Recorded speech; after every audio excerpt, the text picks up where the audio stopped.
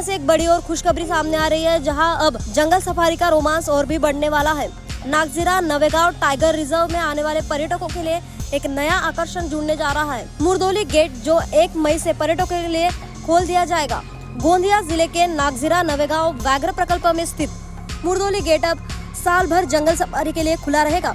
खास बात यह है कि इसी इलाके में हाल ही में एक साथ 3 बाघों का दीदार हुआ है, जिसे वन कर्मियों और स्थानीय कर्मचारियों ने देखा। ऐसे में अब इस गेट से आने वाले पर्यटकों को बाघ देखने का रोमांचक अनुभव मिलने की संभावना और भी बढ़ गई है। इस नए गेट पर 10 सफारी वाहन तैनात किए जाएंगे, जिससे पर्यटन को बढ़ावा मिलेगा और स्थानीय स्तर पर रोजगार के नए अवसर भी पैदा होंगे।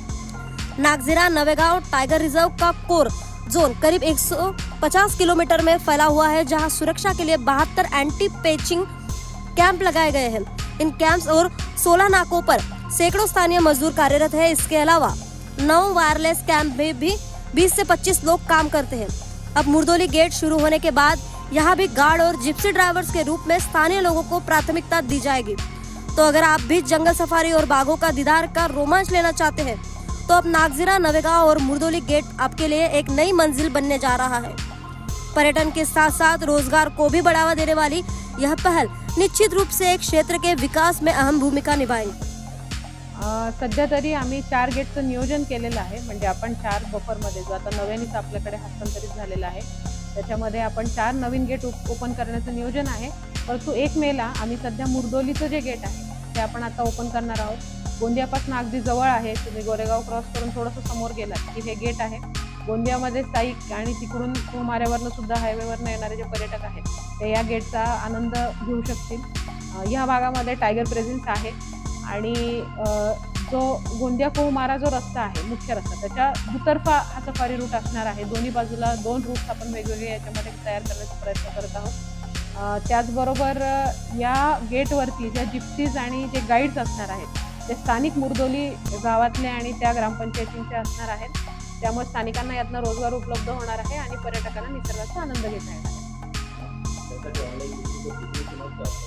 ऑनलाईन बुकिंग आपली जी नवेगाव नागजीराची किंवा सर्वच टायगर रिझर्वची जी ऑनलाईन महाराष्ट्र गव्हर्नमेंटची वेबसाईट आहे त्याच्यावरच त्याची ऑनलाईन बुकिंग उपलब्ध होणार आहे।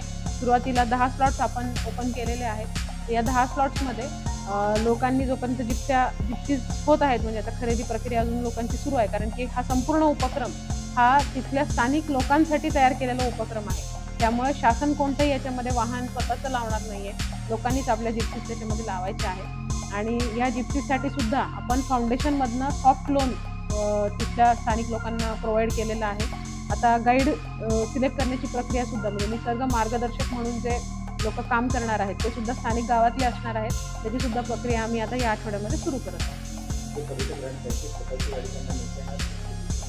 नाही, सुरुवातीला जोपर्यंत पर्याप्त मात्रा जिप्सींची होत नाही तोपर्यंत आपण काही काळासाठी पर्यटकांची स्वतःची गाडी अलाव करू शकतो, परंतु निसर्ग मार्गदर्शक म्हणजे गाईड सोबत नेणे कंपल्सरी असणार आहे।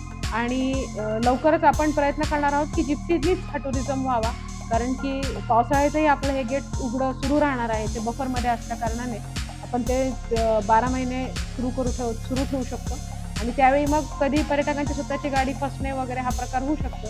त्या दृष्टीने आपण एकसारख्या व्हेकल्स जे आहेत त्या तिथे वापरणार आहोत। गोंदिया से ओम की खबर।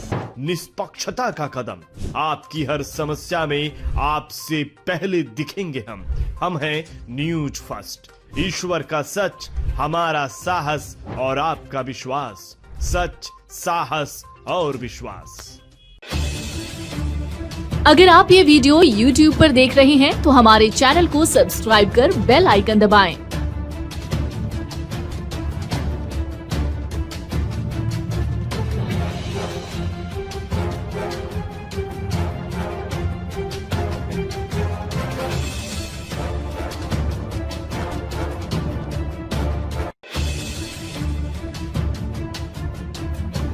और Facebook पर देख रहे हैं तो हमारे पेज को लाइक करें।